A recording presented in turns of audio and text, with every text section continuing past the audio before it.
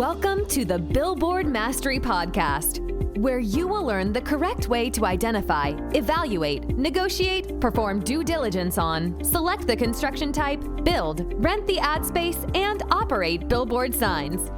And now, here is your host, the guy that built from scratch the largest privately owned billboard company in Dallas-Fort Worth, Frank Rolfe. Billboards are a volume business. There's a lot of rejection. There's a lot of being told no.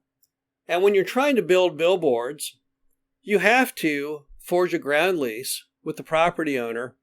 And to get that ground lease, they have to say yes. They have to agree to the terms that you are offering. But what do you do when they say no? This is Frank Rolfe, the Billboard Mastery Podcast. You know, property owners have the right, the freedom to say whatever they want. You give them your best deal. You try and pin them down whether they will accept it or not. And they have every right to say no. But the first thing you want to determine when they say no is, why is it no? And can I change that? Let's say that the property owner says, no, I don't want to do it. Well, then press them. Just out of curiosity, why don't you want to do it? And let's say they say, well, it's just not enough money. Okay, well, now you have a rebuttal. Because you then say, well, how much money would it take for you to do this deal? Let's say we're offering $1,000 a year, and they come back and say, I would need $3,000 a year. Well, you might be able to pay that. So if you don't ask the follow-up question is, why is it a no? Then you'll never know if you didn't have a chance to try again. I've had people tell me, no, I don't want to do it. Well, but why?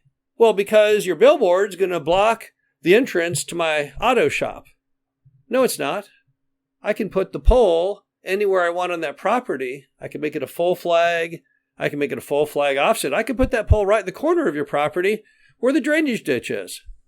Oh, really? Yeah. Well, I thought it was going to look like those other billboards I see. Oh, you mean the ones that with all those multi-poles? No, those are old wooden telephone pole signs. You see, I'm going to build a monopole. It's a whole nother thing. So if I can get it where I'm not blocking the entrance to your garage, would you agree? Oh, yeah, I would. So that's what often happens when someone says no, is you got to push them. Using the phrase, what would it take to, often helps things out. Because it cuts out all the negotiation, all the nonsense, all the BS, and just brings them to a head and says, what would I have to do to get you to do this? The next thing you have to remember when someone says no, it's typically not in finality. Because people change their minds radically over time. One guy may say, no, I don't want to do it. Because he's on a roll right now, his business is doing well.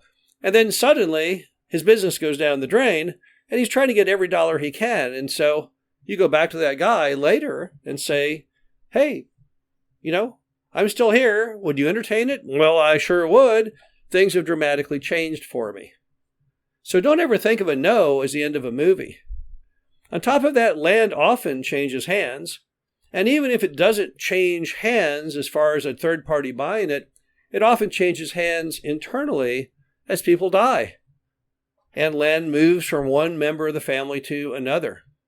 I've had deals where I pitched the old guy on the property with putting up the billboard, and no, I don't want to do it, and I don't like it. Followed along with the deal. Next thing I know, that guy has died, and his son says, oh yeah, I totally want to do it. Totally want to get that extra income. So don't let people really throw a roadblock out to you. And another thing you need to do is to educate people even on what you're talking about. I've had so many deals where they just knee-jerk tell you no because they don't even really know what you're talking about. When you say things like, well, I want to ground lease some land space on your property to build a billboard, they have no idea what that means.